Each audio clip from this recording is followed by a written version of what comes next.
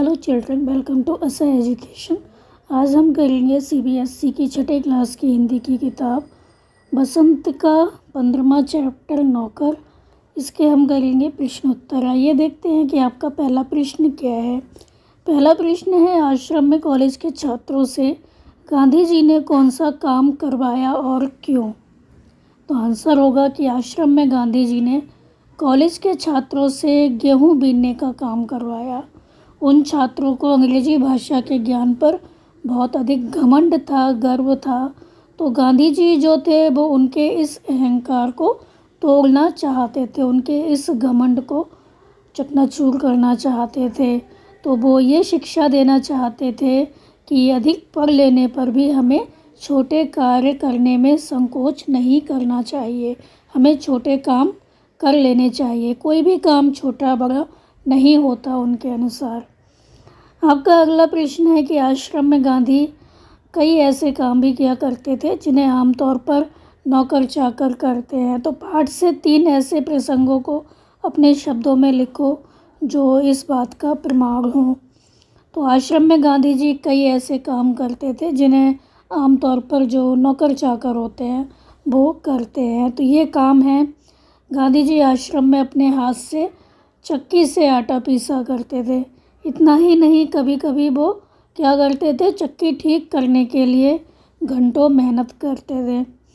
और वो बर्तनों की सफाई अपने हाथों से किया करते थे और बर्तनों को वो रगड़ रगड़ के साफ़ करते थे ताकि वो चमक जाए। तो बर्तनों को वो इतना अधिक चमकाते थे, उसको खूब रगड़ते थे ताकि वो चमक जाए। वे रसोई घर में सब्जियां धोने, छीलने, काटने का जो काम था अपने आप करते थे।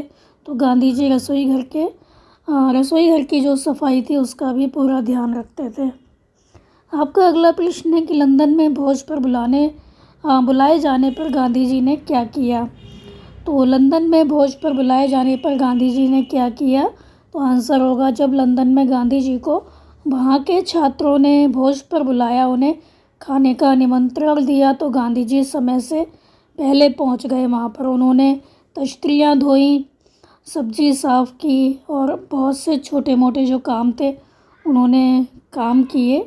तो अन्य छोटे काम जो थे, छोटे मोटे काम, उसको करने में उन्होंने उनकी सहायता की। आपका अगला प्रश्न है कि गांधी जी ने श्रीमती पोलक के बच्चे का दूध कैसे छुड़वाया। तो आंसर होगा, श्रीमती पोलक का बच्चा रात को दूध पीने के लिए अपनी माँ को सारी रात जगाए रखता था। इससे वो काफ़ी कमज़ोर हो गई थी। तो गांधी जी ने क्या किया, बच्चे की देखभाल का काम अपने हाथों में ले लिया। तो श्रीमती पोलक के बिस्तर से वो क्या करते थे, बच्चे को उठाकर अपने बिस्तर पर लिटा देते थे। उसे पानी पिलाने के लिए एक बर्तन में वो पानी भरकर भी रख लेते थे। तो बच्चे को 15 दिन तक उन्होंने, जो मिसेस पोलक थी, उनके बिस्तर पर नहीं सुलाया। तो बच्चे को 15 दिन तक उन्होंने अपने साथ सुलाया। तो अपनी माँ से 15 दिन तक अलग सोने पर जो बच्चा था उसका क्या हुआ, दूध पीना छूट गया। तो अपनी माँ से 15 दिन तक अलग सोने पर बच्चे ने माँ का दूध छोड़ दिया। आपका अगला प्रश्न है कि आश्रम में काम करने या करवाने का कौन सा तरीका गांधी जी अपनाते थे। तो पाठ के आधार पर आपको लिखना है, पाठ में जो तरीका उन्होंने अपनाया है वो आपको यहाँ पर लिखना है। तो आंसर होगा कि आश्रम में गांधी जी स्वयं काम करते थे, अपने आप ही सारे काम करते थे तथा दूसरों से काम करवाने में सख्ती बरतते थे। पर वो अपना काम किसी और से करवाना पसंद नहीं करते थे, अपने सारे काम वो अपने आप ही करते थे। वे किसी के पूछने पर उसे तुरंत काम बता देते थे। तो गांधी जी को स्वयं काम करते देखकर कोई भी मना नहीं कर पाता था। वे काम करने वालों को भी कभी नौकर नहीं समझते थे, वरन उन्हें भाई या बहन मानते थे। इससे काम न करने की सोचने वाला क्या होता था, वो भी काम करने को प्रेरित हो जाता था। जो ये सोचता था कि मैं काम नहीं करूँगा तो उसको भी लगता था कि मुझे ये काम करना चाहिए क्योंकि गांधी जी हैं, वो भी ये काम कर रहे हैं, तो वो मना नहीं कर पाता था। आपका अगला प्रश्न है, गांधी जी इतना पैदल क्यों चलते थे, पैदल चलने से क्या लाभ है, लिखो। गांधी जी इतना पैदल क्यों चलते थे, क्योंकि पैदल चलना स्वास्थ्य के लिए लाभदायक होता है। तो गांधी जी ये बात जानते थे इसलिए वह मीलों पैदल चला करते थे। पैदल चलना एक व्यायाम होता है, एक्सरसाइज होती है। इससे पैर की हड्डियाँ और जो मांसपेशियाँ होती हैं वो मजबूत होती हैं, पैरों में ताकत आती है, शरीर की चुस्ती और फुर्ती जो है वो बनी रहती है। तो पैदल चलने की आदत स्वस्थ रहने में मददगार होती है। तो हमें भी क्या करना चाहिए, पैदल चलना चाहिए। आपका अगला प्रश्न है कि अपने घर के किन्हीं 10 कामों की सूची बनाकर लिखो, और यह भी कि उन कामों को घर के कौन कौन से सदस्य अक्सर करते हैं। तुम तालिका की सहायता ले सकते हो। तो काम है घर का सामान लाना, घर की सफाई करना, बिस्तर रखना, खाना बनाना, कपड़े धोना, इस्त्री करना, प्रेस करना, जूतों की पॉलिश करना, अतिथियों की सेवा करना, बाहर काम करना, बाहर के जो काम है, दूध लाना। अब ये देखो कि कौन सबसे ज़्यादा काम करता है और कौन सबसे कम। कामों का बराबर बंटवारा हो, इसके लिए तुम क्या कर सकते हो, सोचकर कक्षा में बताओ। इस तालिका के अनुसार सबसे ज़्यादा काम करने वाली हैं माँ, और सबसे कम काम जो करने वाले हैं वो हैं चाचा जी, दादी और मैं। तो कामों के बराबर बंटवारे के लिए क्या करना चाहिए, सबको बराबर कामों की जिम्मेदारी दी जानी चाहिए। ऐसा ना हो कि एक व्यक्ति पूरे दिन लगा रहे और दूसरा व्यक्ति बिल्कुल आराम से बैठा रहे। तो हर किसी में क्या होना चाहिए, घर के प्रत्येक सदस्य को काम की जिम्मेदारी देनी चाहिए, कामों का बंटवारा करना चाहिए, ताकि हर किसी को आराम करने का मौका मिल सके। तो जो ये तालिका बनी हुई थी, उसी तरह आप भी अपने घर की तालिका बना सकते हैं कामों की, और कौन किस काम को करता है उस पर इस तरह से ही टिक मार्क लगाकर दिखा सकते हैं। आपका अगला प्रश्न है कि गांधी जी अपने साथियों की ज़रूरत के मुताबिक हर काम कर देते थे, लेकिन उनका खुद का काम कोई करे ये उनको पसंद नहीं था। क्यों? सोचो और अपनी कक्षा में सुनाओ। तो जो गांधी जी थे वो अपने साथियों का काम तो कर देते थे, लेकिन उनका काम कोई करे ये उनको पसंद नहीं था। तो क्यों नहीं पसंद था? तो आंसर होगा कि गांधी जी अपने साथियों की ज़रूरत के मुताबिक हर काम कर देते थे, लेकिन अपना काम, खुद का काम दूसरों से करवाना उनको बिल्कुल पसंद नहीं था। अपना खुद का काम जो होता था वो खुद ही करते थे, स्वयं करते थे, जब तक शरीर बिल्कुल लाचार ना हो। वह किसी की मदद लेना नहीं चाहते थे। उन्हें यह पसंद नहीं था कि केवल महात्मा या बूढ़े होने की वजह से कोई उनकी सहायता करे। वह किसी पर निर्भर होना नहीं चाहते थे, किसी पर भार नहीं बनना चाहते थे, बोझ नहीं बनना चाहते थे। तो अपनी ज़रूरत के लिए दूसरों को परेशान करना भी उन्हें ठीक नहीं लगता था। उनको ये अच्छा नहीं लगता था कि उनको कुछ काम की ज़रूरत है तो वो दूसरों की सहायता लें, इसलिए वो अपने सारे काम स्वयं ही कर लेते थे। आपका अगला प्रश्न है कि नौकरों को हमें वेतनभोगी मजदूर नहीं, अपने भाई के समान मानना चाहिए। इसमें कुछ कठिनाई हो सकती है, फिर भी हमारी कोशिश सर्वथा निष्फल नहीं जाएगी। गांधी जी ऐसा क्यों कहते होंगे, तर्क के साथ समझाओ। तो गांधी जी का कहना था कि हमारे यहाँ कोई नौकर है तो हमें उसे वेतनभोगी मजदूर नहीं समझना चाहिए, हमें उसे भाई की तरह समझना चाहिए, उसे अपने भाई की तरह समझकर व्यवहार करना चाहिए। इसमें कुछ कठिनाई हो सकती है दूसरों को अपनाने में, लेकिन अगर हम कोशिश करें तो हमारा जो प्रयास है वो बेकार नहीं जाएगा। तो गांधी जी ऐसा क्यों कहते होंगे? तो आंसर होगा, नौकरों को हमें वेतनभोगी मजदूर नहीं, अपने भाई के समान समझना चाहिए। इससे हमें कुछ कठिनाई हो सकती है, फिर भी हमारी कोशिश सर्वथा निष्फल नहीं जाएगी। गांधी जी ने ऐसा इसलिए कहा क्योंकि हमारे समाज में नौकरों को परिवार के सदस्य की तरह मानने की कोई मानसिकता है वो नहीं है। मतलब लोग नौकर को नौकर की तरह ही देखते हैं। तो हमारे समाज में नौकरों को परिवार के सदस्य की तरह मानने की लोगों की मानसिकता नहीं रही है। नौकर भी जो होते हैं मनुष्य होते हैं, तो उन्हें भी हमारी ही तरह प्यार और सहानुभूति की आवश्यकता होती है। तो हमारा प्यार और सहानुभूति पाकर वो खुश होंगे तथा काम करने में अधिक मन लगाएंगे। तो हमारा इस तरह का व्यवहार जो है वो उनको संतुष्टि प्रदान कर सकता है। तो हमें उन्हें वेतनभोगी नौकर नहीं, मजदूर नहीं समझना चाहिए, बल्कि हमें उनको भाई की तरह देखना चाहिए। आपका अगला प्रश्न है कि गांधी जी की कही लिखी बातें लगभग 100 से अधिक किताबों में दर्ज हैं। घर के काम, बीमारों की सेवा, आगंतुकों से बातचीत में जो लोग आते हैं घर में उनसे बातचीत आदि ढेरों काम करने के बाद गांधी जी को लिखने का समय कब मिलता होगा? गांधी जी का एक दिन कैसे गुजरता होगा? इस पर अपनी कल्पना से लिखो।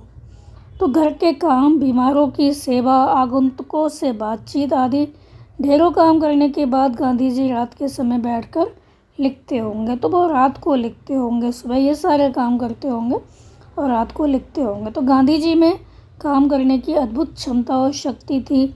उनका पूरा दिन व्यस्त ही गुजरता था, पूरे दिन वो बिज़ी रहते थे। खाली बैठना उनको नहीं अच्छा लगता था, वो जानते ही नहीं थे कि खाली बैठना क्या होता है, और थकान उन्हें कभी नहीं होती थी। सुबह उठकर वो निश्चय ही क्या करते थे, टहलने जाते होंगे। तो सुबह उठकर वो निश्चित रूप से टहलने जाते होंगे। वहाँ से लौट कर जब आते होंगे तो जो रोज़ की क्रियाएं होती हैं उनसे निपट कर वो प्रार्थना सभा में शामिल होते होंगे। इसके बाद वो चक्की से आटा पीसते होंगे और रसोई में जाकर सब्जियां वगैरह जो हैं वो छीलते होंगे। इस बीच वो अपने साथियों के कार्य की छानबीन भी करते होंगे। फिर वो कुएं से पानी खींचते होंगे। फिर जो आए हुए लोग हैं उनसे मिलने आए हैं जो, उनसे मिलते होंगे और साथ में गेहूँ बीनने का जो काम है वो भी करते होंगे। तो दोपहर का खाना वो कभी कभी स्वयं ही सबको परोसते होंगे। शाम को राजनीतिक सम्मेलनों में और सभाओं का जो काम है वो देखते होंगे और रात में गांधी जी लिखने का काम करते होंगे। इस प्रकार उनकी व्यस्त दिनचर्या समाप्त होती होगी। तो इस तरह से वो पूरे दिन व्यस्त रहते होंगे।